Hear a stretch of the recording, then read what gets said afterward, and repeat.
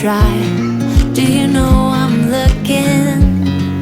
And I can't help but smile. Do you know how much I love you? You put my favorite song on, I put my feet up, and we just sing along. And I can't help but feeling, just loving this moment. Can we stay here forever?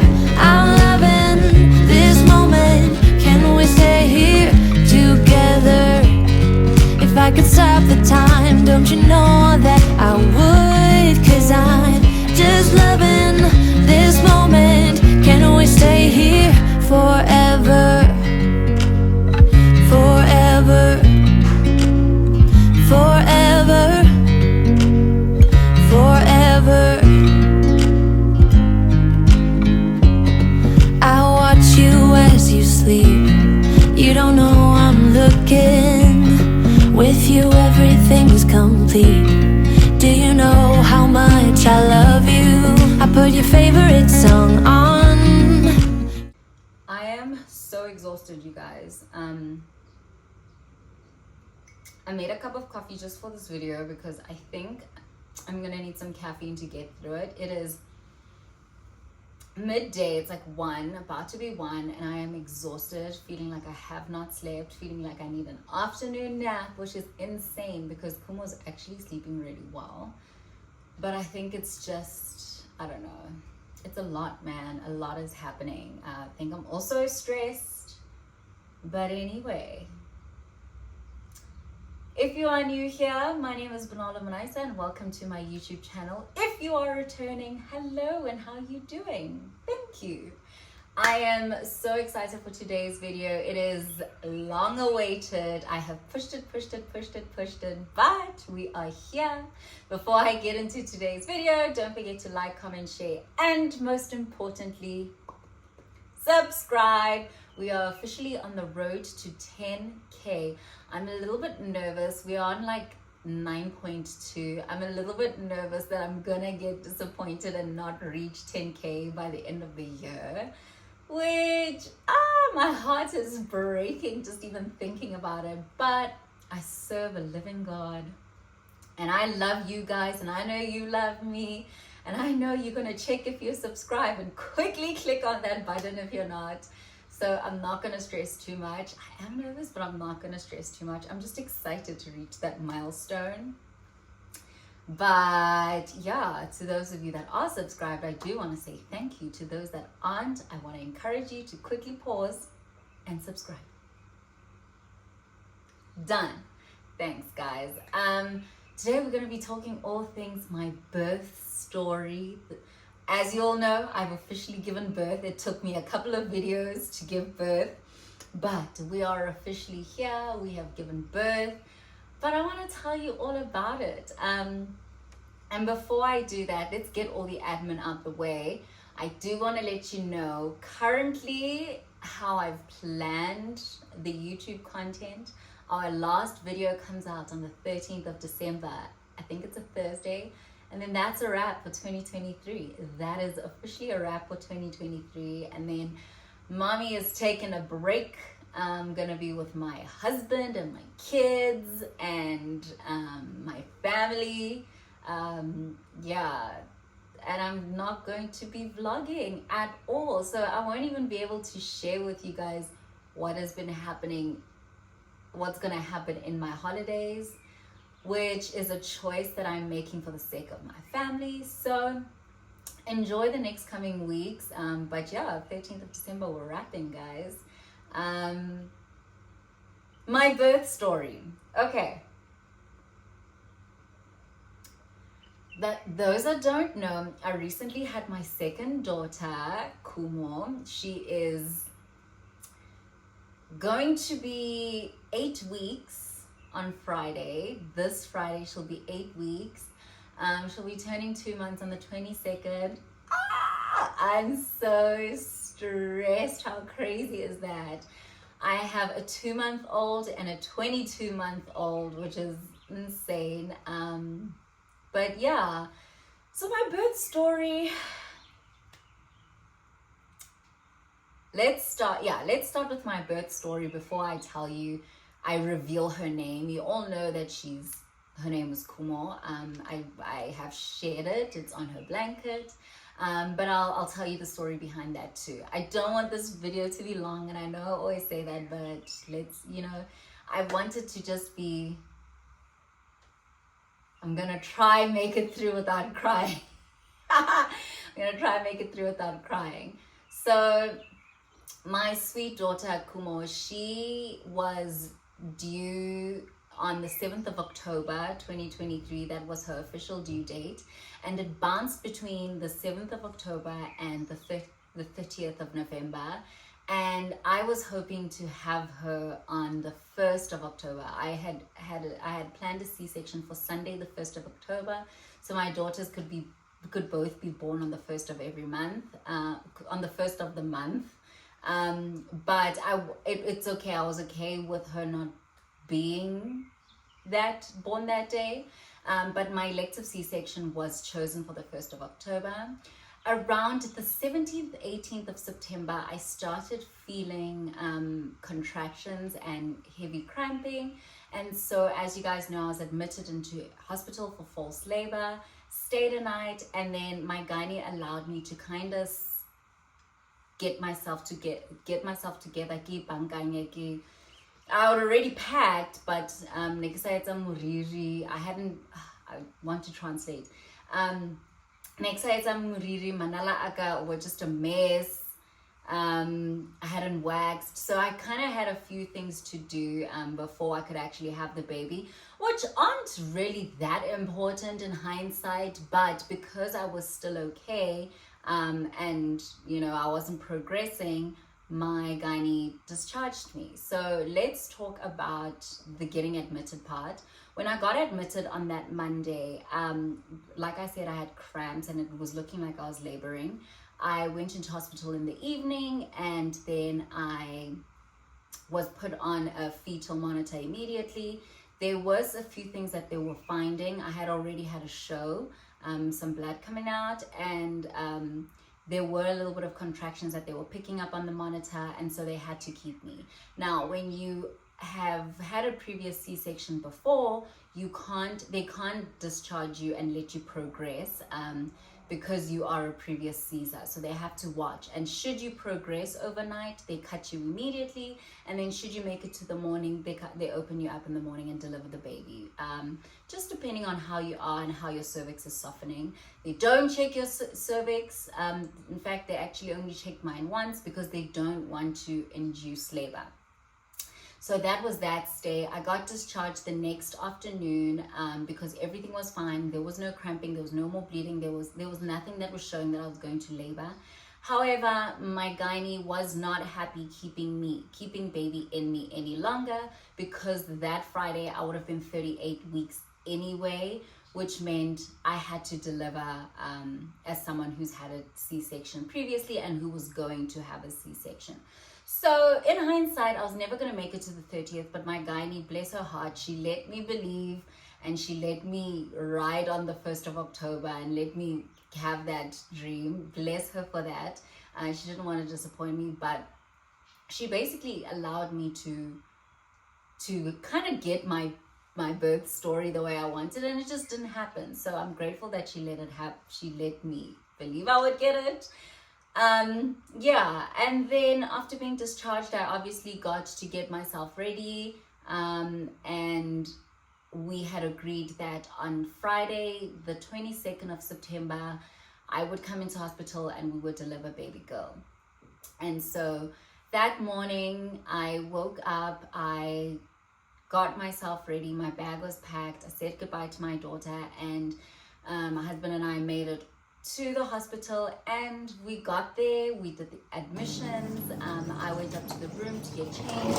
He finished with all the paperwork, getting our VIP room ready, and that was it. At just after 6 a.m., the anesthesiologist,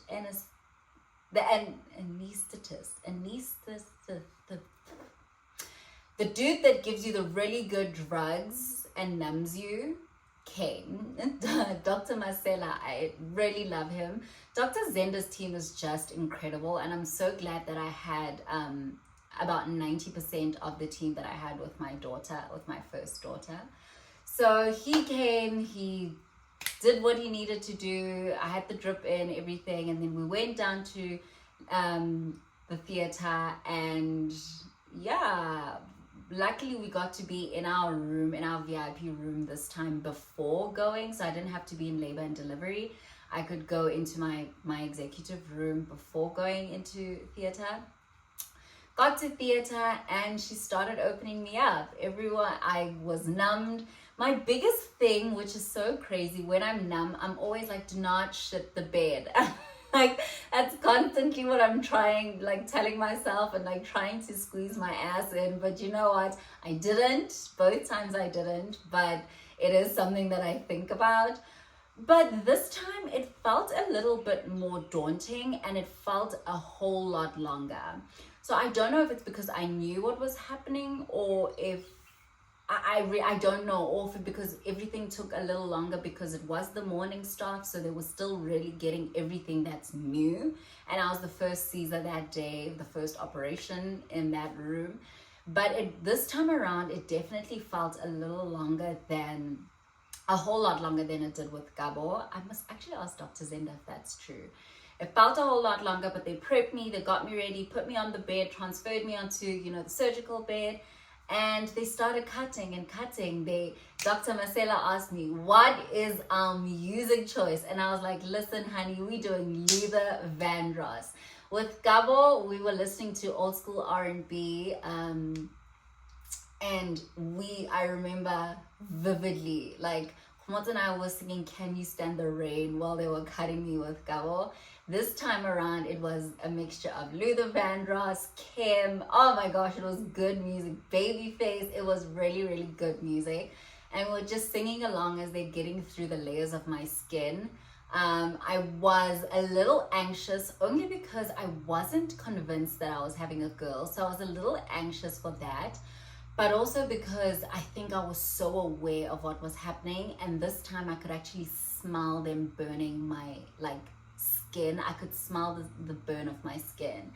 Khomotso was a little cranky because it was super early, so he was like killing my buzz a little bit when we were still getting ready before we went to theater.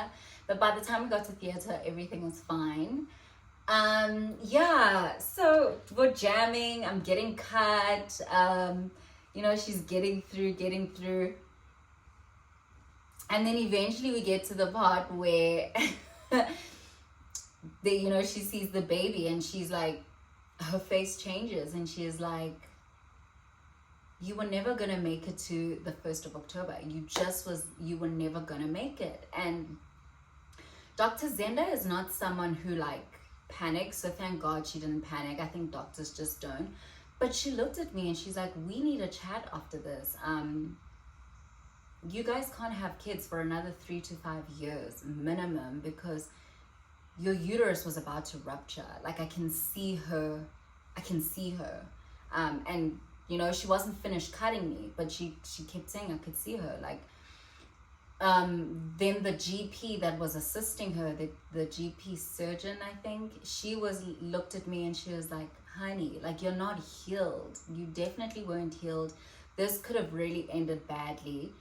And now they weren't making me panic or anything. They were just literally talking me through. And because I was asking so many questions, I'm so grateful I had doctors that were willing to answer my questions. I feel like if they were just telling me information and they weren't answering my questions, I would have been like, what? But I'm so grateful that they were actually answering my questions and telling me this is what, what's going on. This is what could have happened. And so I was like, oh, hectic. And so Dr. Zenda was like, we'll finish this conversation in my office, but I'm so shocked right now. I'm so glad we are taking her out today. Her words were another 24 hours and I don't know what could have happened.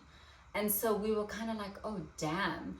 So, but anyway, we brushed past that and she was like, okay, are you ready to have the baby? Dr. Marcela was like, okay, I'm capturing. Let's get the parents. I've got some footage that I'll share. And then they do this thing where they push you on the top and you feel the pressure. And then I don't know what song was playing, but they were pushing her out, pushing the top of my stomach.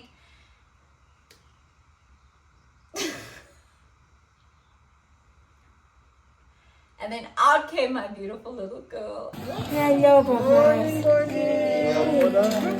Look. I'm a little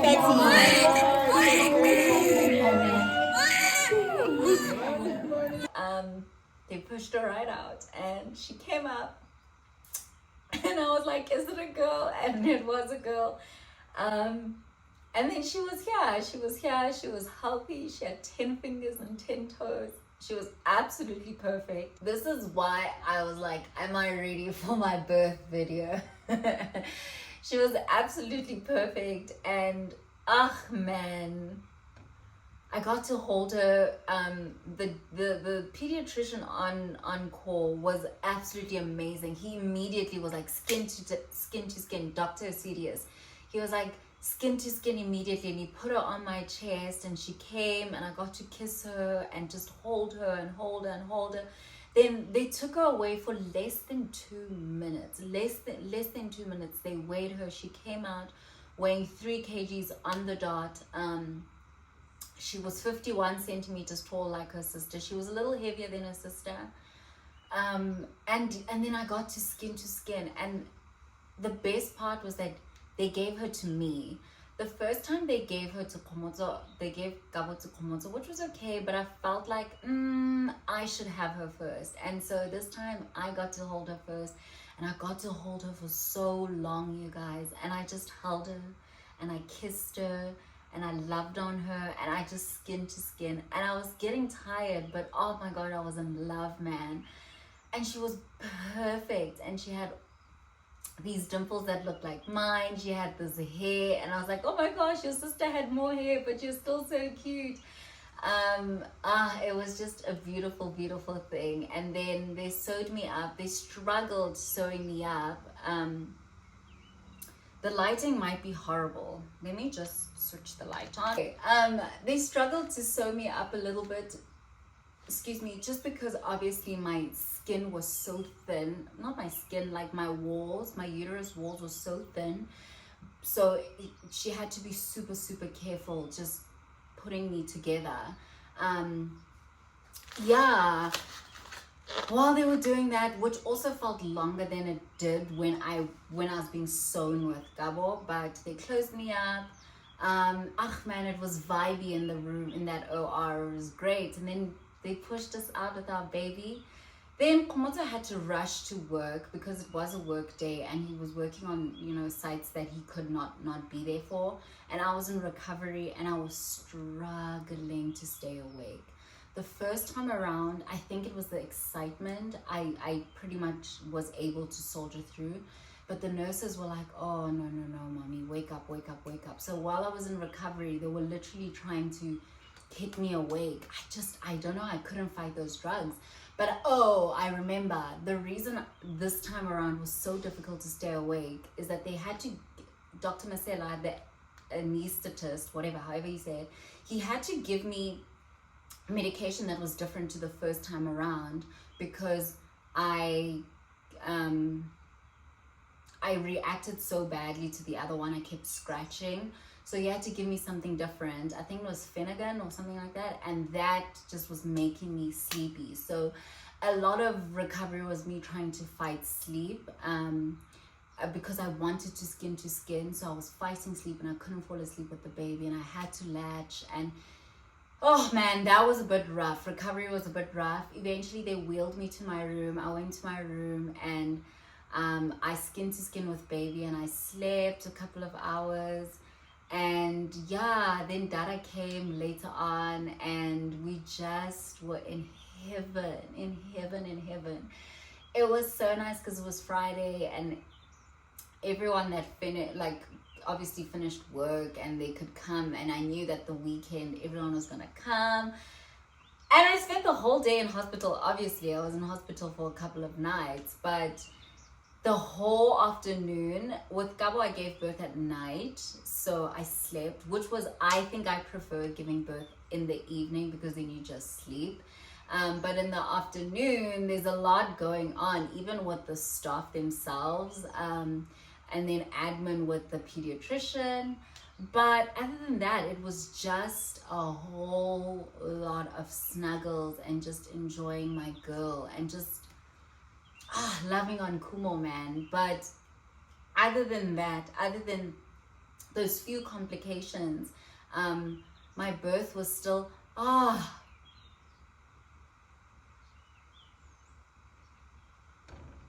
birth was still beautiful. Yeah, my birth is still beautiful. It's the sweetest thing. Every time I watch those videos, I cry. Even Gawos, I'm like, man, I'm so blessed with 2 little girls.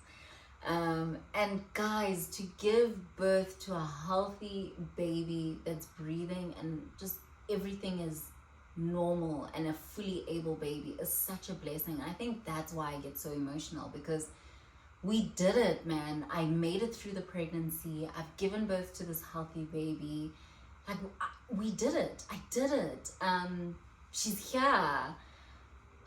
So yeah, so well done, mommy. Well done. Well done, me. Hug me. Honestly, it's such a big deal, and I don't think we make a big enough deal for ourselves or to ourselves. So I did it.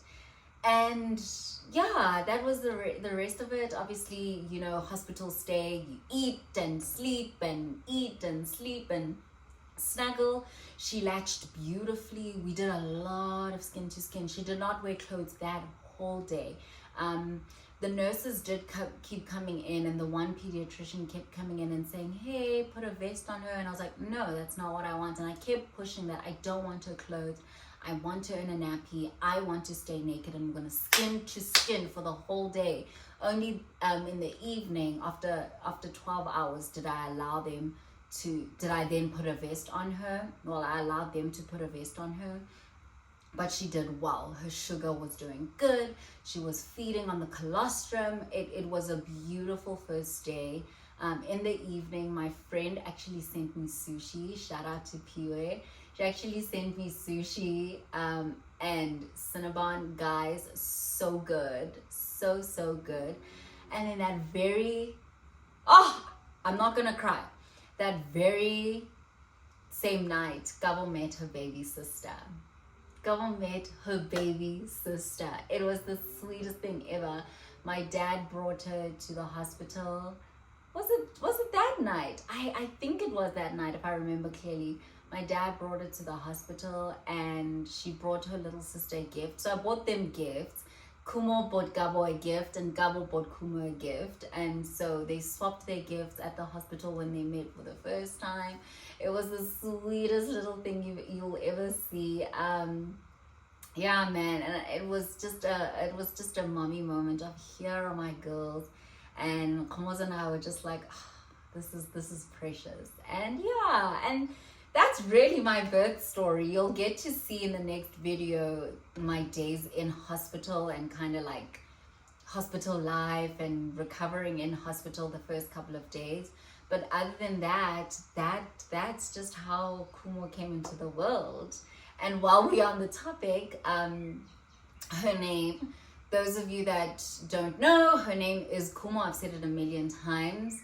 Kumo Itzile, which means wealth has come. And her second name is Opumelele, which means success. Yeah, it means, how do I explain it? Yeah, it means success. It means more success. Also kind of success has come. The one that is successful, and that is the name that was given by my dad. So we gave my dad freedom to name our second child her second name. Did want an O name. We did ask him to look around an O name, but we weren't stuck to an O name. The reason I wanted an O name was because Komotso's name is Komotso Umpile, and then his surname, and then Gabo is Gabo Entle Aura, and then her surname, which is an M, and then I wanted Kumo Itzile, or an O name, and then an M surname. So it's Kumo Itzile, Opumelele, and then her surname with an M. So it's really like full circle that Dada and his girls are KOM, and I think I'm just gonna keep it with all my kids. It's gonna be KOM. I just think it's the sweetest thing. So Kumo Itzile Ophumelele Mpamo. Yeah, Mpamo. Yeah, that's her name. It's beautiful. I've seen her name coming to fruition in so many ways. I wish Kumo, actually, funny story, Komot and I both were like, there's this name that we like, we knew we wanted a K, and we both actually decided Kumo. We had both thought Kumo on our own accord, and then we came together and we're like Kumo, and it was kind of a no-brainer. I loved the name, but my only issue, there's a Binky. That was a Kumo, but not an X or anything, but that was our only back and forth. But we loved Kumo individually, and then together when we were both like Kumo, it's like it's meant to be. So Kumo, just I've slowly seen her name be what it is, but not even that. When I named her, when I was thinking of it, it's what I wanted for her life, to be filled with wealth, and for wealth to come to her, and for wealth to come to her and her loved ones. My kids are their names, and what their names are, they've brought to us, and they continue to bring to us. So that's Kumo Itzile's name. I just call her Kumo. It's just cute, Kumo and Gabo, but her full name is Kumo Itzile. And then Ophumelele, all my Zulu family call her Lele. I love that name, Ophumelele. I love that name so much. It was also one of the names that my dad had picked, that Komoto and I both were like, yes, that's the one that we had in common, that we're both like, yes. And yeah, that's my birth story. That's my daughter's name. She was born the 22nd of September 2023. She was born at 3 kgs, 51 centimeters, a healthy, happy, beautiful little girl with a full head of hair, the cutest little cheeks. Oh, she's got fat cheeks. She looks like her father, just with mommy's dimples. So she doesn't have Gabo's dimples, but she's got mommy's dimples. Gabo has Dada and her grandmother's dimples, but Kumo has my dimples. Ah, man, she's perfect, and she's the sweetest little girl. Sweet. I can feel her calm. She's so calm. Like, you're just around her, and she's so calm. With Gabo, it was excitement, and Gabo is literally what the feeling that she gave. It's excitement. She's bubbly. She's out there. Kumo is just calm. I think she is her father. Yeah, man, she's calm. She's so sweet. Oh. Anyway, guys, that is my birth story. There's nothing really crazy to it. Let me know if you want me to chat a little bit more about my experience with C-section healing. I know I've been getting a lot of requests for that. I hope you enjoyed my birth story. I hope you enjoyed this video. It's been a long time coming. I'm so excited that I actually got to share it. It's out there. My sweet, beautiful baby girl. I've got 2 girls. I am feeling so content. I don't think my family is complete. In fact, it doesn't feel like our family is complete at all. So this is not to say that we're trying for another baby anytime soon. As I said, I won't be having another child for a very long time. But Kumo does kind of feel a little final, but our family doesn't feel complete. I don't know how to explain that feeling, but I will see you in the next, the next video is a vlog, just kind of our hospital stay and, life in hospital. I hope you enjoyed this video. I'll see you in the next one. Don't forget to like, comment, share, and most importantly, road to 10K, subscribe. Bye, guys.